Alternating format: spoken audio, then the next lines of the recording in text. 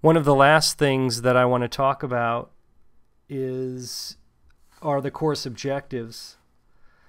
Probably the most important, or there are two important documents associated with this class. One of these documents is the detailed requirements for the research proposal, and that is included in the request for proposal document accessible from the course website.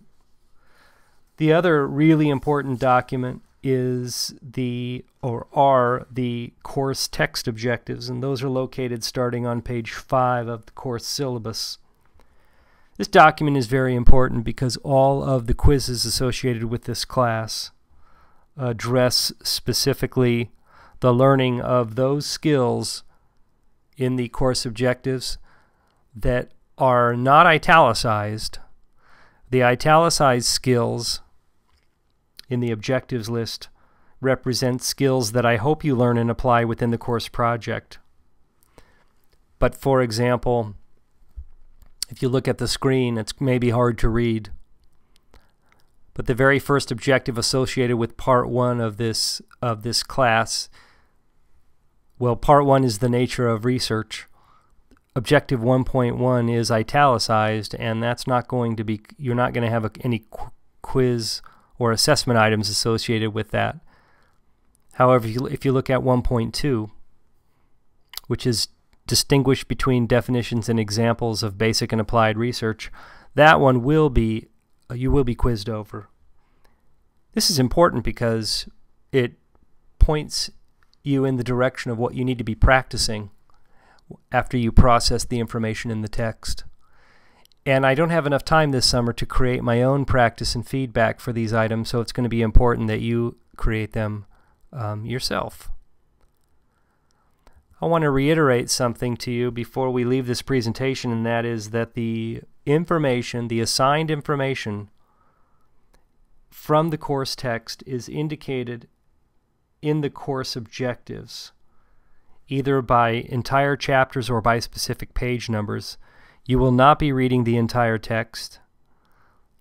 You won't even be reading entire chapters in some cases. And it's not in the order that it's presented in the text either. So take a look at the course objectives and take a look at the chapters and page numbers assigned for the different readings, and match up the objectives with the order that you need to read the information in the course text, and use those objectives to help you practice and rehearse and apply the information before you take the quizzes. The quizzes will all be online, and I will be providing you with web addresses to those on the days that the quizzes are due. I don't have them all written yet, so I can't provide you with links to all of them right now. But I wanted to let you know that again, the role of this text, of the Frankel and Wallen text, is to be sort of the lecturer for this course. The very last thing I want to talk about is just I want to provide you with a little bit of information about the prerequisites for this class. You should be able to, again, work comfortably in a web-based environment. Emailing is very important. Attaching files to emails are important. Following URLs or web addresses, you should be able to do that. You are going to be asked to figure out a good way to share some of your materials online, and I'm going to be providing you with some examples of things you can use, but it will be up to you and your group to figure out which of those examples you want to use and work with.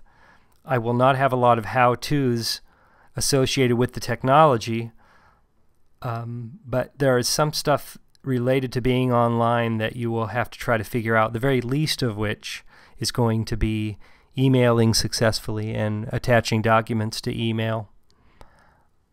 You will also need to be good at making your own practice in terms of reading through the text, looking at the objectives, and deciding what the objectives mean. I tried to be as lucid and as measurable as possible in my wording, so hopefully that won't be too much of a problem. The very last prerequisite is simply to follow the honor code. You will be asked to take these quizzes online. without use of your text, and hopefully you will again, your score on the quizzes will reflect the degree to which you practiced and learned those course objectives.